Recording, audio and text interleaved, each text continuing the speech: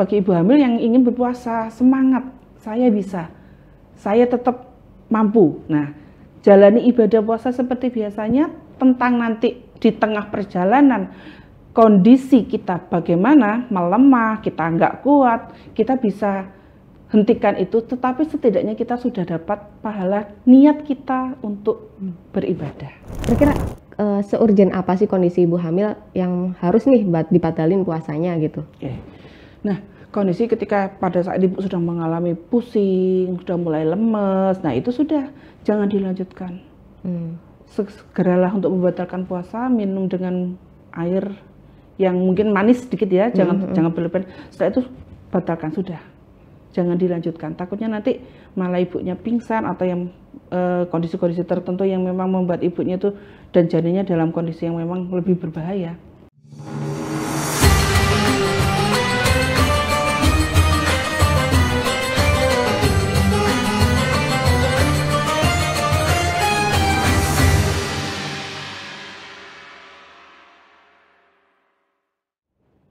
Assalamualaikum warahmatullahi wabarakatuh. Jumpa dengan saya Sulfi Sofiana dalam podcast Ramadan Islam dan Wanita.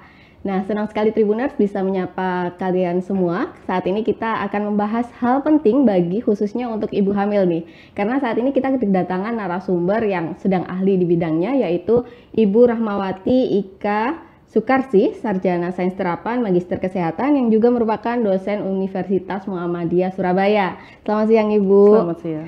Bu Ika ya Bu ya panggilannya. Iya. Bu Ika ini juga salah satu pengurus aktif di Ikatan Bidan Indonesia Cabang Surabaya. Nah, mengulik tentang ibu hamil nih Bu ya. Untuk kita ketahui sebenarnya kewajiban puasa ini kan wajib untuk semua umat muslim yang sudah balik. Nah, untuk ibu hamil sendiri ini kan punya tantangan tersendiri ya. Dia harus menjaga asupannya tetap maksimal untuk buah hatinya yang ada di perutnya gitu kan. Tapi dia juga harus menahan lapar nih Bu ya. Apa sih Bu tantangannya dan sebenarnya hukumnya sendiri seperti apa bagi ibu hamil nih? Tantangan bagi ibu hamil sendiri itu memang suatu kondisi yang dia harus di saat kehamilan dia harus beradaptasi dengan perubahan metabolis, dengan kondisi tubuhnya, dengan untuk bagaimana dia harus menjaga kesehatan janinnya. Di mana satu sisi dia juga harus menjalankan kewajiban sebagai seorang muslim. Tentunya dia harus memiliki persiapan tersendiri sehingga dapat menjalankan peran ganda bagi dirinya, baik secara keimanan, ibadah, dan juga tanggung jawabnya dia sebagai seorang ibu yang harus melahirkan bayinya tentunya dengan kondisi yang sehat. Terus untuk asupannya, kalau orang biasa kan udah biasa ya makan satu porsi untuk sahur, terus buka puasa juga. Wah, kalau kita kan kalau yang tanpa ada halangan dan kondisi khusus kan apa saja dimakan Ibu. Kalau ibu hamil gimana Bu? Ada trik khusus nggak? Sebenarnya kalau ibu hamil juga tidak ada masalah sama dengan kita, kecuali pada ibu hamil dalam kondisi tertentu di mana dia ada mungkin ya kita tidak tahu ya Mbak ya.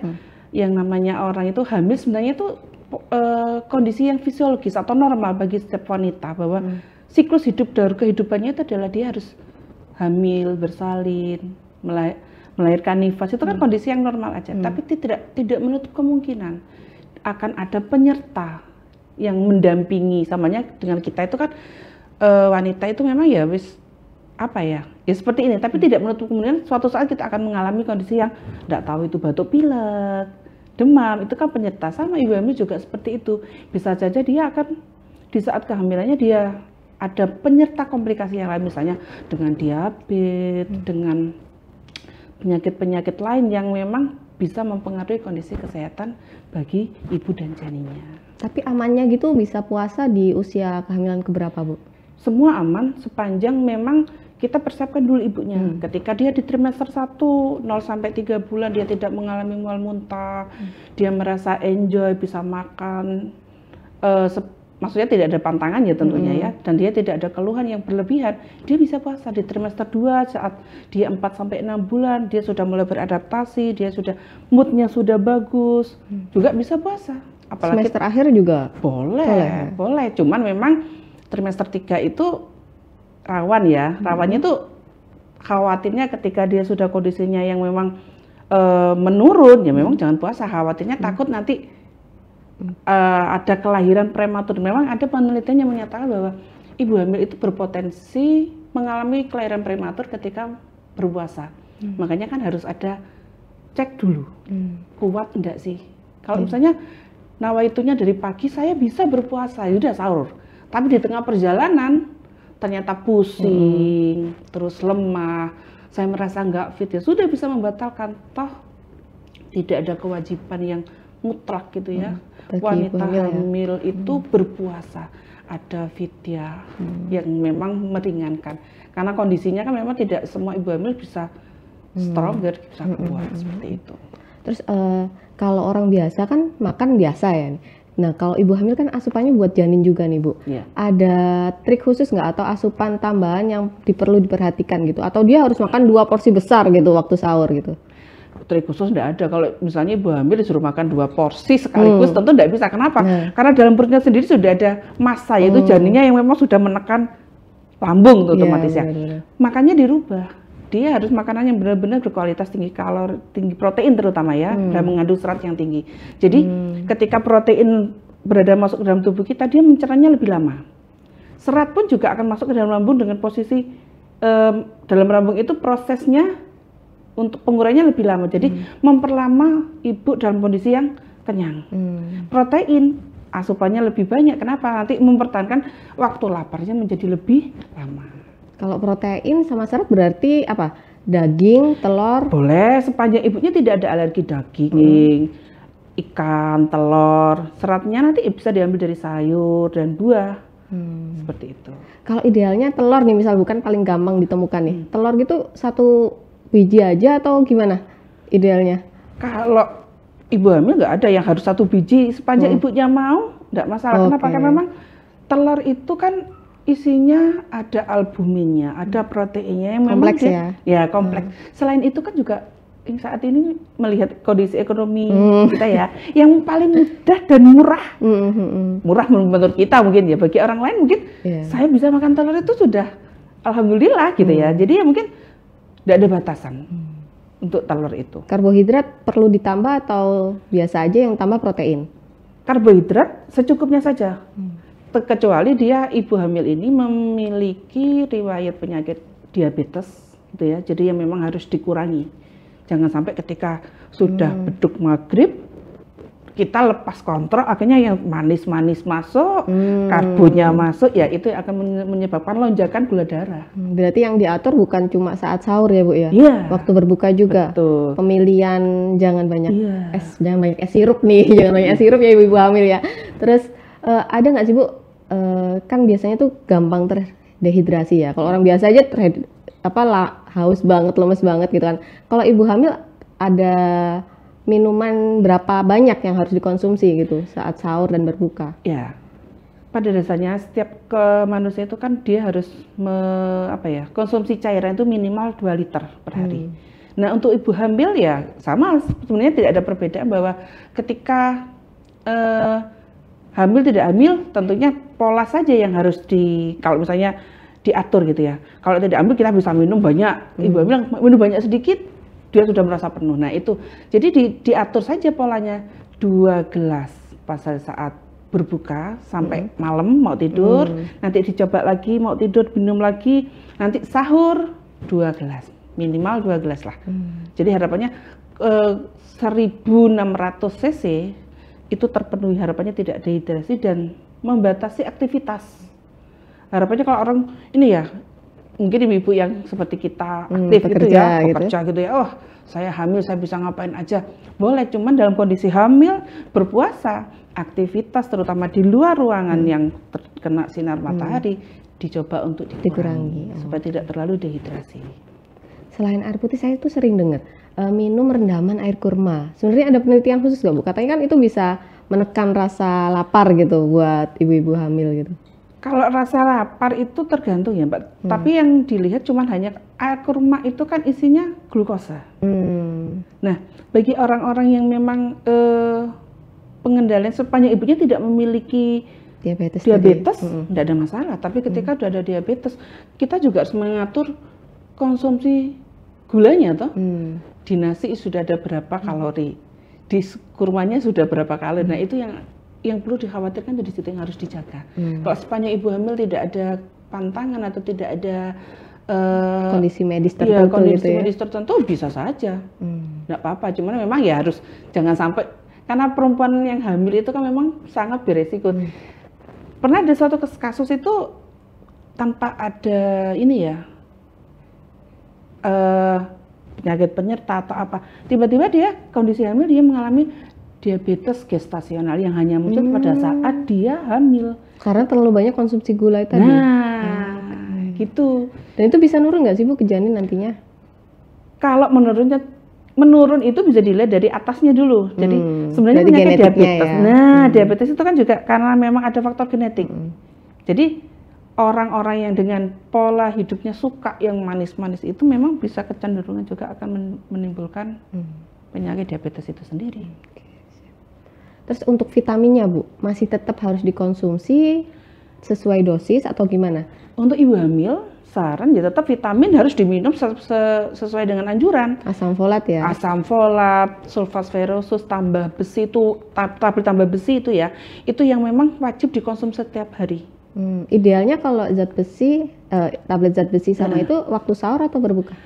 Kalau untuk tablet tambah besi ya, sulfat ferrosus itu Fe itu minumnya malam hari. Kenapa? Karena akan menimbulkan terutama reaksi mual. Jadi kalau misalnya trimester 1 diupayakan tetap malam hari. Nah, kenapa sih kita itu membuat malam hari itu dengan selain efek menekankan efek samping itu juga nantinya itu ibunya terbiasa minum sebelum tidur.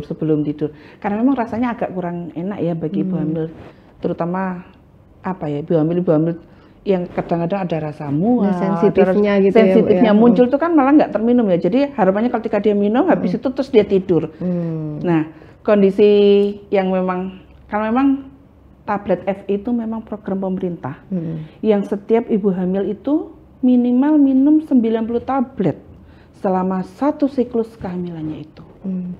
Kenapa? Karena memang pada trimester kedua itu ada terjadi hemodilusi, ya, di mana darah itu dilakukan pengenceran besar-besaran dan memang ibu akan jatuh dalam kondisi yang anemi. Apalagi dengan kondisi yang berpuasa, ibu di trimester 2 tidak minum tablet tambah besi dan pemenuhan pola nutrisinya tidak bagus, ibunya juga akan berbahaya bagi kesehatan ibu dan janinnya seperti itu. Jadi sebenarnya kalau suplemen nggak perlu ada tambahan lagi ya Bu ya? Sudah suplemen yang dari bidan, puskesmas atau dokter aja itu ya? Iya, udah cukup itu. Nggak perlu ada tambahan lagi gitu? Udah cukup. Tidak, ibunya juga makanan yang bergizi, yang sehat, itu pun sudah cukup. Nggak perlu mahal kan, makan itu tempe, tahu, itu kan juga sudah mengandung protein. Setelah menjalankan puasa dengan persiapan seperti itu, konsultasi dengan dokter juga, kira-kira seurgen apa sih kondisi ibu hamil yang harus nih dibatalin puasanya gitu? Nah, kondisi ketika pada saat ibu sudah mengalami pusing, sudah mulai lemes, nah itu sudah jangan dilanjutkan. Segeralah untuk membatalkan puasa, minum dengan air yang mungkin manis sedikit ya, jangan berlebihan. Setelah itu batalkan sudah, jangan dilanjutkan. Takutnya nanti malah ibunya pingsan atau yang kondisi-kondisi tertentu yang memang membuat ibunya itu dan janinnya dalam kondisi yang memang lebih berbahaya. Jadi ibu hamil setidaknya harus tahu kondisinya sendiri ya Bu ya. Soalnya kan kalau orang puasa kan pasti lemes ya. Pastinya itu ya. Jadi di kondisi saat mungkin jantung ada berdebar juga gitu atau gimana Bu? Yang biasanya sering itu karena saya juga pengalaman, saya juga seorang perempuan yang sudah hamil 2 kali gitu ya. Waktu saya berpuasa, sahur ikut sahur. Tapi ketika mau setelah beraktivitas, apalagi dengan cuaca yang seperti ini panas gitu ya, mata menjadi berkunang-kunang, pusing, terus gelap, sudah kayak mau pingsan ya sudah. Itu sudah harus segera dibatalkan. Minum air putih. Hangat, dingin? Tergantung Ibunya seperti tergantung apa, ibunya maunya apa. Karena pada saat hamil itu memang kondisi yang ini ya, yang memang sudah gangguan khusus buat ibunya lah. Jalur khusus kalau udah hamil itu memang sudah. Karena ada slogan yang begini, saya pernah ketemu dengan seorang sama tenaga kesehatan gitu ya. Ibu hamil itu sudah kondisi yang ibaratnya jalan tol. Mau makan boleh sepanjang dia tidak ada penyerta gitu ya. Kenapa? Karena kehamilan sendiri itu sudah merupakan beban bagi dia. Ya walaupun diinginkan ya, tapi dia harus untuk tubuhnya. Untuk tubuhnya, untuk psikologisnya dia sudah merasa, aduh, bagaimana kok? Makanya perlu dipersiapkan itu. Jadi ketika dia dalam kondisi berpuasa yang mungkin dia mengalami kelelahan, dia mau minum es, mau minum hangat, mau minum apa, silahkan bebas saja. Tapi jangan terlalu yang over. Harus tahu kondisinya sendiri itu. Terus untuk biar nggak sampai kejadian kayak gitu tadi memang harus dikurangi intensitas keluar gitu ya Bu ya? Atau bisa tetap olahraga mungkin Bu? Olahraga boleh, tapi tidak yang ini ya, yang terlalu berat ya. Karena walaupun tidak berpuasa, ibu hamil pun juga olahraga boleh, tetapi yang memang khusus untuk ibu hamil. Karena olahraga sendiri ketika berlebihan juga bisa merangsang kontraksi dan bisa melahirkan prematur. Contohnya apa Bu olahraga dengan Yoga. jalan kaki?